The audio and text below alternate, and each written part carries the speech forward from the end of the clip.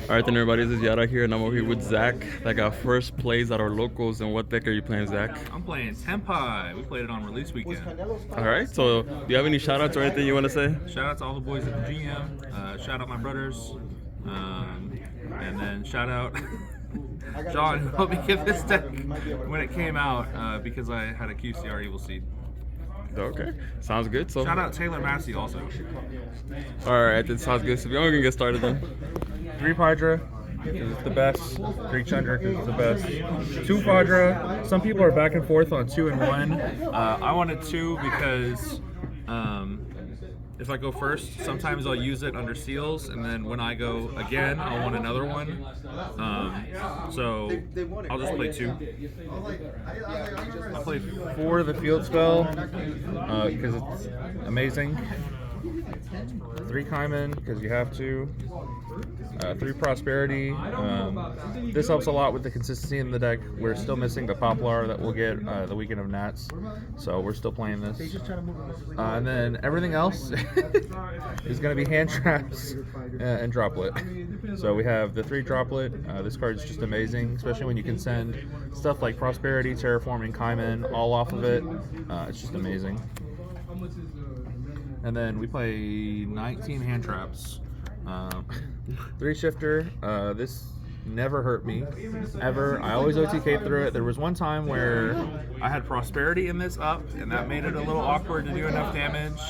But I think I still ended up winning the game just because I had knocked them down to basically nothing. 3 Ash, 3 Veiler, 3 Imperm, 2 Mourner, 2 Ogre, 2 Bell, and then the 1 Mag. These are mandatory. This is really good, especially in the mirror, and it's starting to get good against other decks. Bell, I just wanted a different type of hand trap, a different type of interaction, so I played 2 of it. And then Mag. This card is just absolutely nuts in this deck. The amount of times you just hit something and then search your starter, or sometimes if I knew I was in a good spot, I could seal, summon Mag, and then search something for my turn. This card is just amazing. That's the main, 40. I'm not playing more because the deck's not consistent enough for that. The 4 synchros you need, 2 Bident, Transcendent, and then the Trident. Most people would scoop before I even showed them this card, so I guess if you just bluff you have this card, you don't actually need it. But I had it, so I'm playing it. So you're one of the few people that had it in their bulk? I did not have it in my bulk. I bought it for, I think I got it on TCG Player for like $60 2 days before it spiked. Okay. So I got real lucky. Everyone says you need this card. I didn't make it. I made this card look crazy. This is amazing, especially going into a super full board. Most of the time, you can activate Field Spell, summon this, nuke their board, and then still have enough material to make Trident Dragon and OTK for a game. Especially the fact that this is unaffected, it's amazing. I didn't make this, but people play it.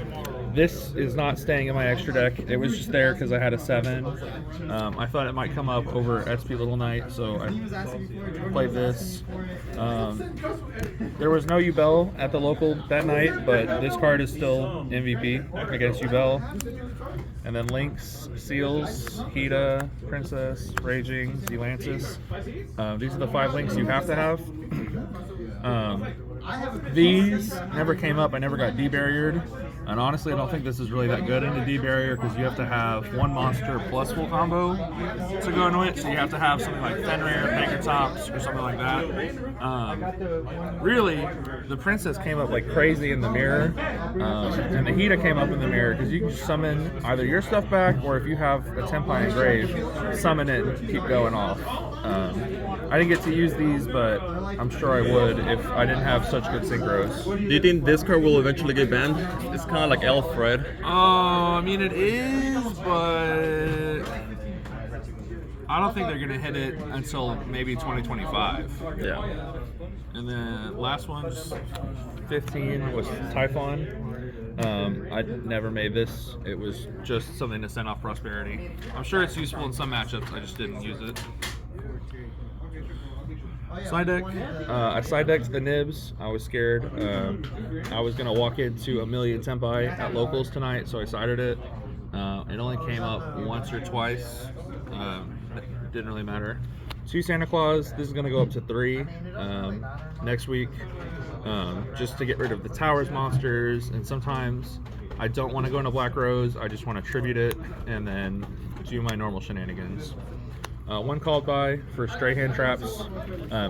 Hand traps like Ogre or even like Bell can cook you unexpectedly if you're just, you're not playing around it. Lightning Storm and the Feather Duster.